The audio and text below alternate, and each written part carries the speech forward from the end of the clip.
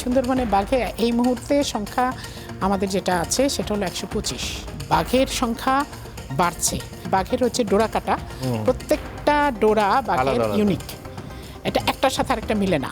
তো সুতরাং ওইটা দিয়েই কিন্তু আইডেন্টিফাই, ক্যামেরা ট্র্যাপিং যখন থাকে ওইটা দিয়ে আইডেন্টিফাই করা যায় যে বাঘ আসলে 125টা যে আছে, গ্লোবালিও অ্যাকসেপ্টেড হয়েছে, আমার দেশেও অ্যাকসেপ্টেড হয়েছে।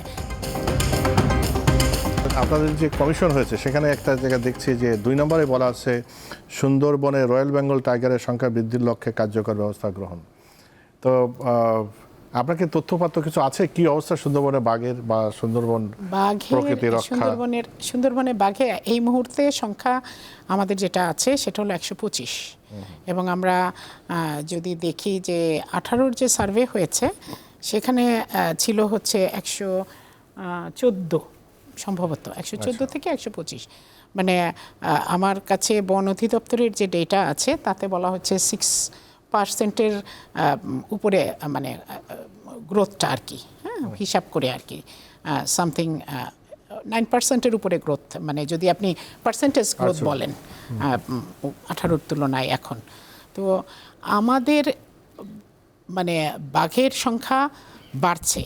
এখন বাঘের সংখ্যা আগে পাগমার্ক অর্থাৎ বাঘের পায়ের ছাপ দিয়ে মাপা হতো, যেটা আসলে রিয়েল ছিল না।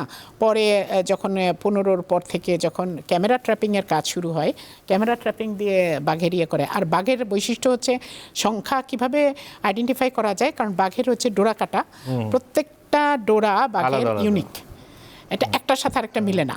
তো সুতরাং ওইটা দিয়েই কিন্তু আইডেন্টিফাই, ক্যামেরা ট্র্যাপিং যখন থাকে ওইটা দিয়ে আইডেন্টিফাই করা যায় যে বাঘ আসলে 125টা যে আছে, ওটা মোটামুটি মানে আমরা কনফার্ম ডেটা হিসাবে গ্লোবালিও অ্যাকসেপ্টেড হয়েছে, আমার দেশেও অ্যাকসেপ্টেড হয়েছে যে না 125 বাঘের সংখ্যা বেড়েছে। এখন বাঘ রক্ষা করতে হলে আমাকে তার হ্যাবিটেট রক্ষা করতে হবে, তাকে তার ফুডের সেফটিটা করতে হবে। এখন আমার পোচিংটা বন্ধ করতে হবে। যে পোচিং যেটা আছে, আমি যেটা বলবো যে ওয়াইল্ড লাইফ ট্রাফিকিং, যেটা ওয়াইল্ড লাইফ ট্রাফিকিং বন্ধ করার জন্য কিন্তু আমাদের প্রচুর কাজ হচ্ছে। ওই যে স্মার্ট পেট্রোলিংয়ের অংশটা আছে, ওইটা অনেক বেড়েছে। আমরা তারপরেও সরকারের কাছে আরও, সরকার মানে অর্থ মন্ত্রণালয়ের কাছে আমরা রেগুলার চাচ্ছি যে আমার বাঘ সংরক্ষণের জন্য আমাকে আরও কিছু টাকা দাও, প্রজেক্ট দিচ্ছি।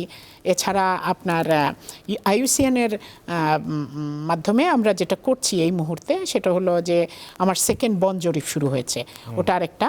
তারপর হচ্ছে আপনার ক্রিস প্রজেক্ট নামে AFD, ফ্রান্স ডেভেলপমেন্ট এজেন্সির সহায়তায় আমরা সুন্দরবন কনজারভেশন, হ্যাবিটেট রেস্টোরেশনের কাজটাও কিন্তু আমরা করছি, যেটা আমার বাঘ সংরক্ষণে অনেক বড় হেল্প করবে। But participatory management of forest, আমার সুন্দরবনের পারিপার্শ্বিক এলাকা এর যে ম্যানেজমেন্ট এবং কমিউনিটি ইনভলভমেন্ট, এটা কিন্তু খুব জরুরি। এটা ছাড়া আমার মানে যে কোনো প্রকল্পই বা যে কোনো উদ্যোগই আসলে, যেটা আপনি বলছেন, এক্সক্লুসিভ হতে হবে। মানে বিশেষ করে লোকাল কমিউনিটিকে যদি কার্যকরভাবে ইনভলভ না করা যায় সেটা খুবই কঠিন হয়ে পড়ে। সেটাই।